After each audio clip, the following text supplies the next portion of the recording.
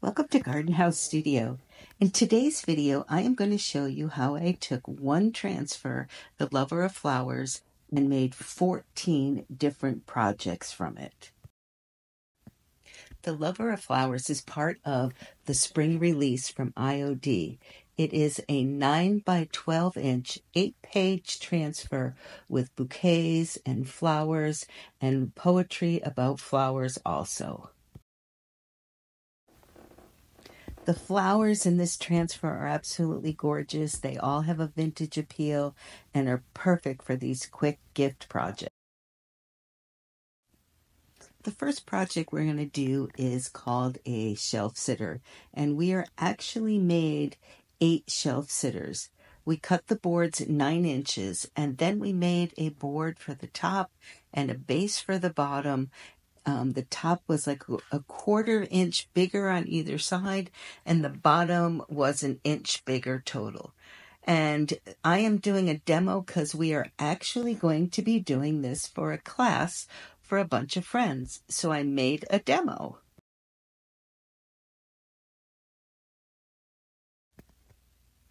You'll notice with several of these projects that I actually cut the transfers to fit the boards that I have. These were scrap boards and they were the ones that we had to use. So I cut that transfer a little bit and then I used every single piece that I cut off in the final project.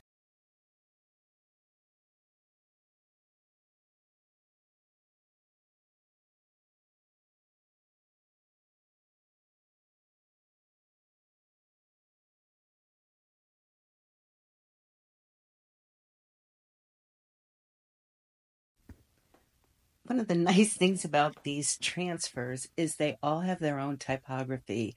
The poetry is really fun, old poetry, and each one of the flowers that does not have a poem has a label, so you can identify what kind of flower it is.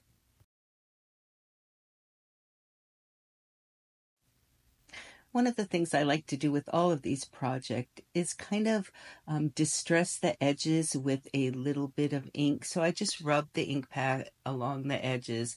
It kind of frames it in, but it also gives it just a little more interest.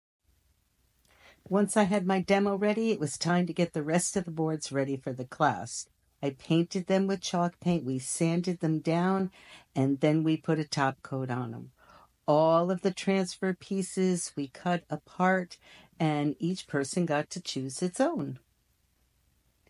Here was the demo they got to look at, and each person had to paint the top and the base of their shelf sitter, and then apply the transfer. They turned out super well, and everyone loved this class. This floral transfer is just so pretty. These antique roses, they just look wonderful in this kind of an application. When we were finished, we had 9 shelf sitters, 1 extra large, 2 small, and 6 medium sized.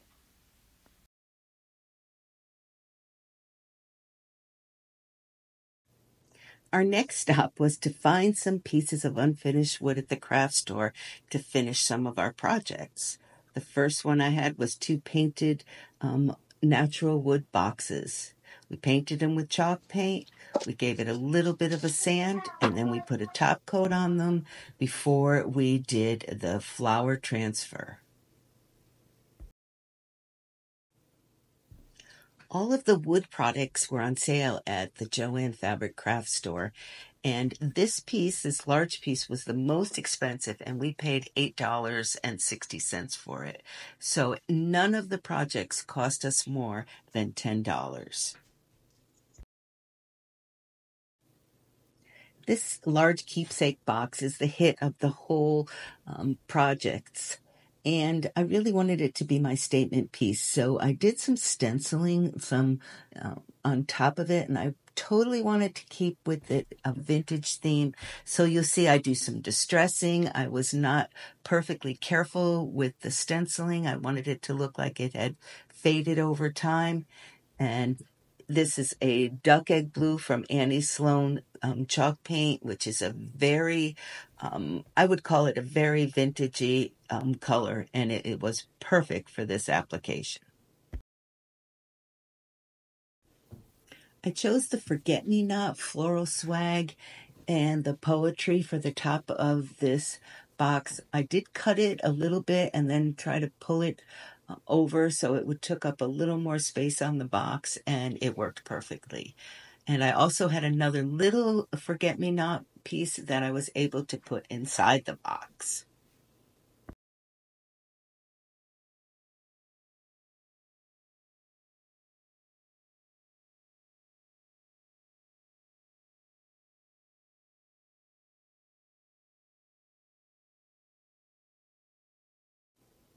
The script and the poetry in these poems are just absolutely perfect for anything vintage or antique, and it is perfect on the top of this box.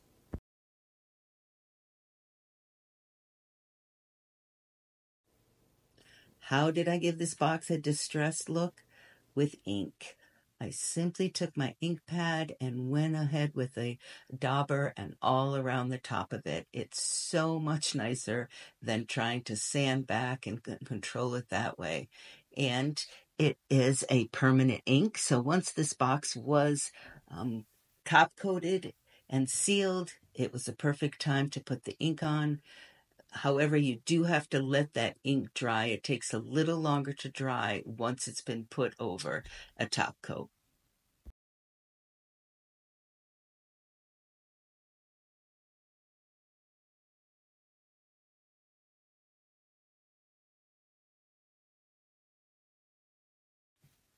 The next project that I worked on was a Violet's picture frame. This unfinished wood picture frame costs us $4, so it makes a perfect little gift, maybe Mother's Day, or just a gift for somebody that loves violets. First step, paint it with chalk paint. Once that chalk paint had dried, we sanded it back a little bit, added a top coat to it, and then it was ready to put on the transfers.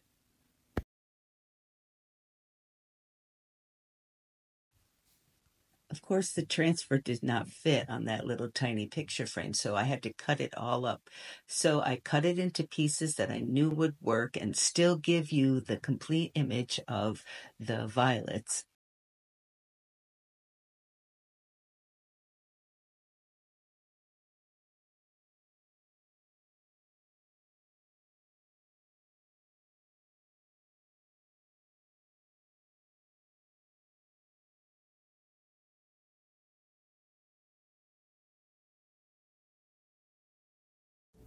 The Violet Swag did come with a title and a poem. So for the title, we just popped it right up on the top. And the poem, I adhered to the glass of the frame, right on the front of the frame, dusted it off and just adhered it there.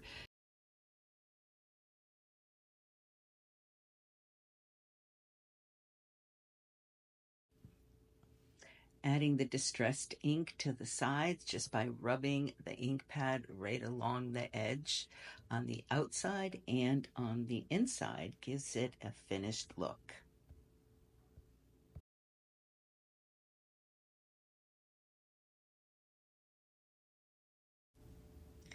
IOD transfers go on glass super, super easy.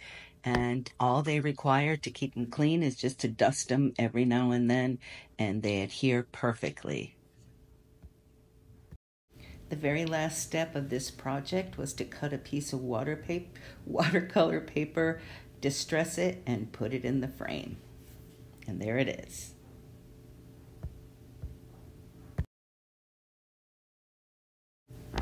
This little raw wood chalkboard also came from the craft store. So I painted it a charcoal gray to imitate a slate board, and then I covered it with a white chalk paint. In order to get the look of like chalk, old chalk on a chalkboard, I took a baby wipe and I started removing it. You can wad up a piece of paper towel or a piece of fabric to just keep taking more and more of that paint off. Now, I did this when the paint is still wet. You can't let the paint dry because it will be impossible to get off. Just keep doing it until you're happy with the result. Once I was happy with the results, I added a top coat, and then it was time to add my transfer. For this project, I used one poem and two of the flowers that just had titles with them. And they don't really go with the poem, but there really wasn't a flower that matched that poem, so we just put the poem right on there, and it worked perfectly.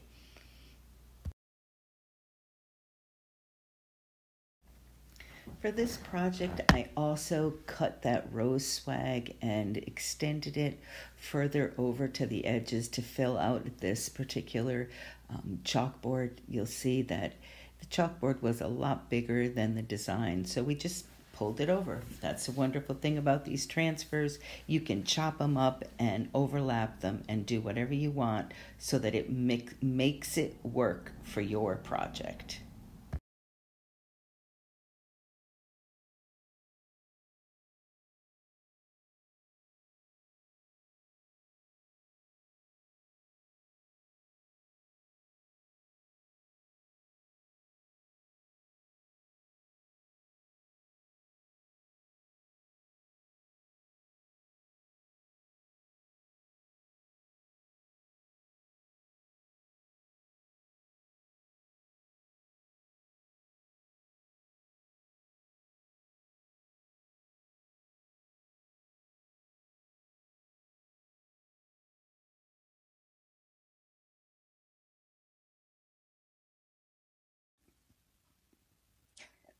As long as you've finished your paint and put a top coat on it, you'll see that the transfer just releases so perfectly, even if you're just using a credit card to burnish it down.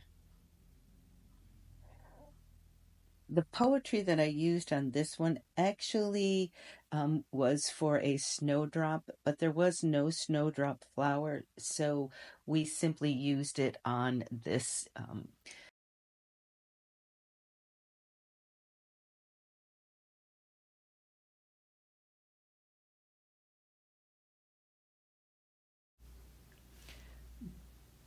Burnish on the poetry, add a top coat, and your project is all done.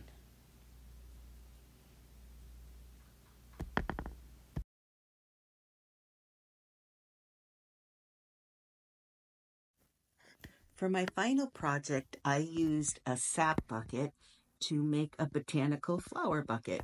I used what was left of the flowers, which just had their labels, and I adhered them to the metal sap bucket. The sap bucket had been painted and it had a top coat on it.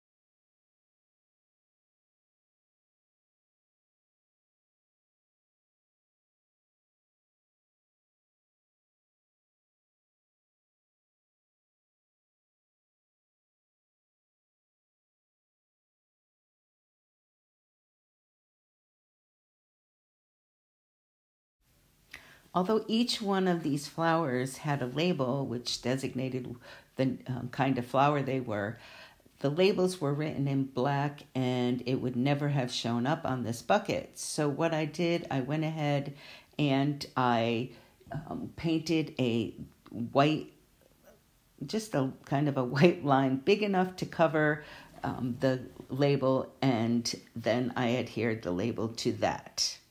You'll see it in the final picture.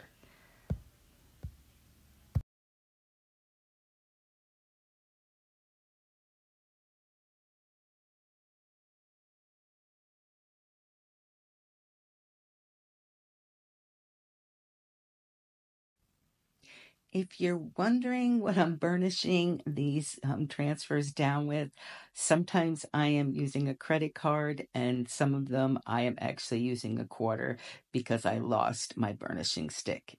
And it's done.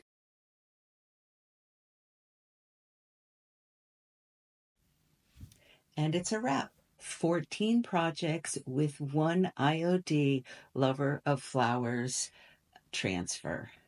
If you'd like to see more of our projects, remember to subscribe and hit the notification bell, and you'll know when another video comes up.